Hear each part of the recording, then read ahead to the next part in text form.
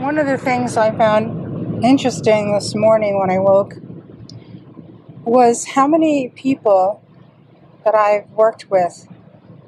There are so many, all different places, from Egypt to France to England to all the Americas, Malaysia, a lot of Asian people, South Africans, all the different people, sizes, color, shapes, ages, from 70s all the way down to 12, 13, 14.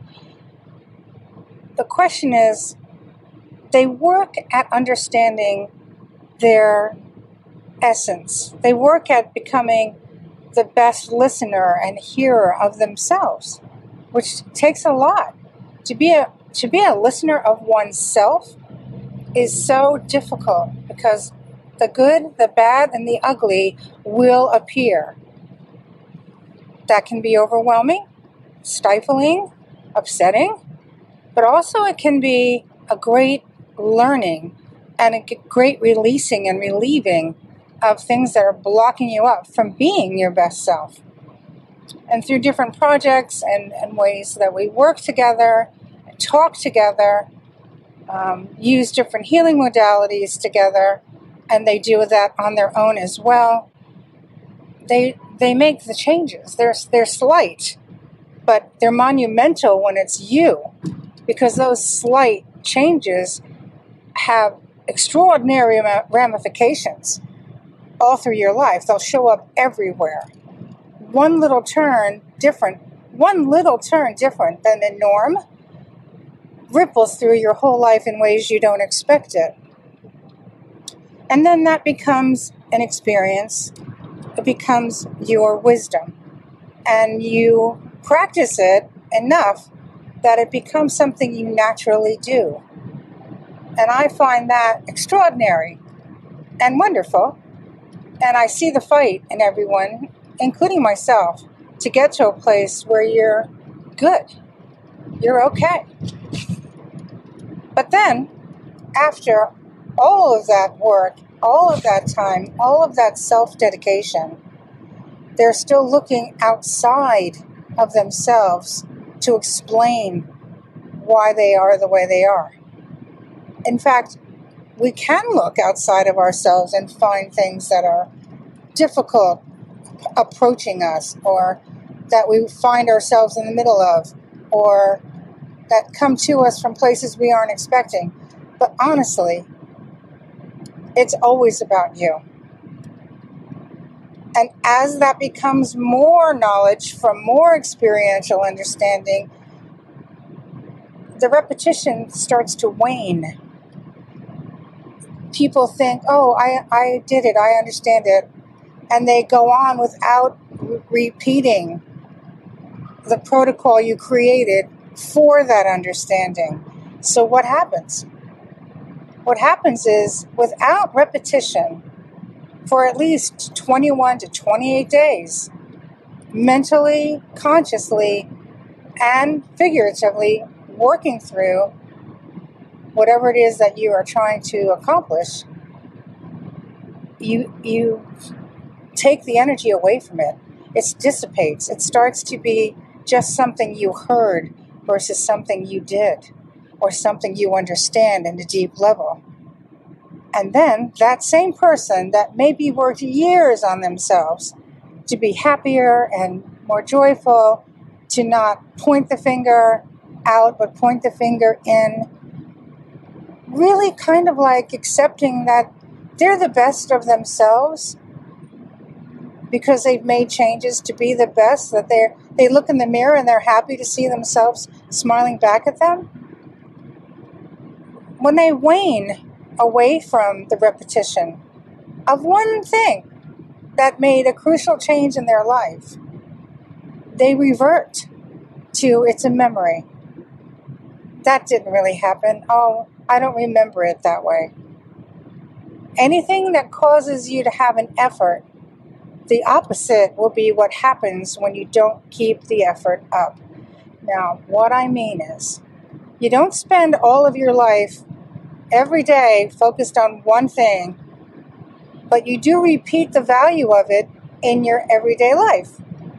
So if I am thinking of a person or a place or an incident that upsets me, for me to change it over, I will say, I'm taking 3 breaths, and after I take these 3 really deep breaths, inhaling through the nose, exhaling through the mouth, I'm going to hum on the 3rd set, making a nice tone, and after that, I'm going to say to myself, I wonder what I'm going to think of next.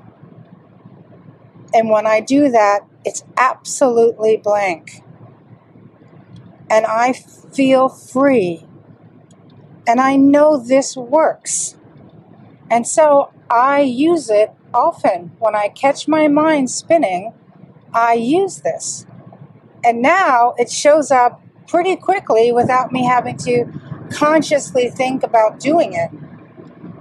If I'm talking to myself, and we all do, and we all say things that are negative. Positive things are not the first thing that is on your mind. It's negative. We all do it.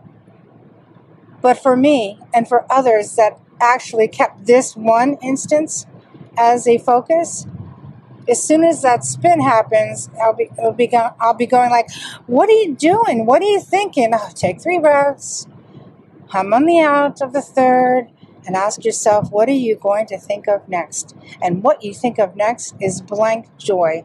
You're just full of joy. The freedom is incredible.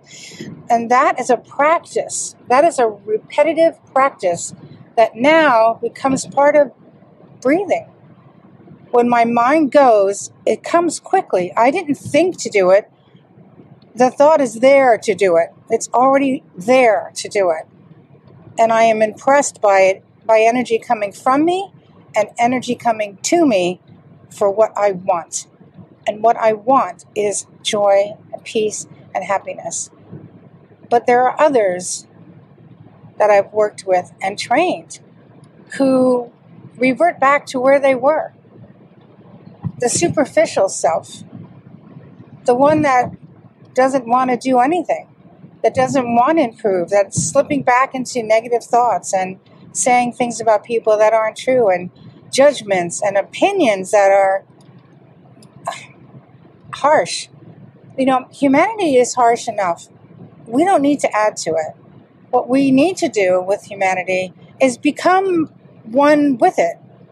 All the atrocities that are happening in the world, you think are outside of yourself. But they're not.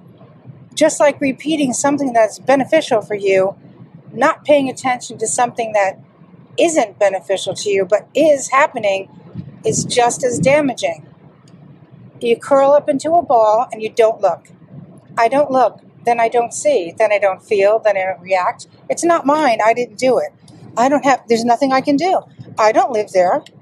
All these things you say are all the reasons why those thought forms are going around the world. Don't help, don't do, don't think, don't feel.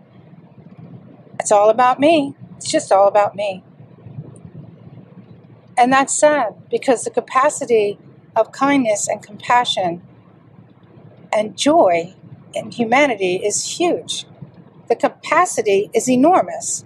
And it's a simple tap that expands it beyond anything you can imagine. It is vast. Vast is there, always waiting for the thoughts that you send it to react. So think about what it is that you want to have. What joy do you want? Why do you want it? What's stopping you from having it?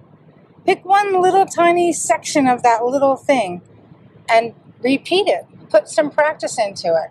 For me, it's the breathing in through the nose and exhaling through the mouth for 3 times. And on the 3rd time of the exhale, hum.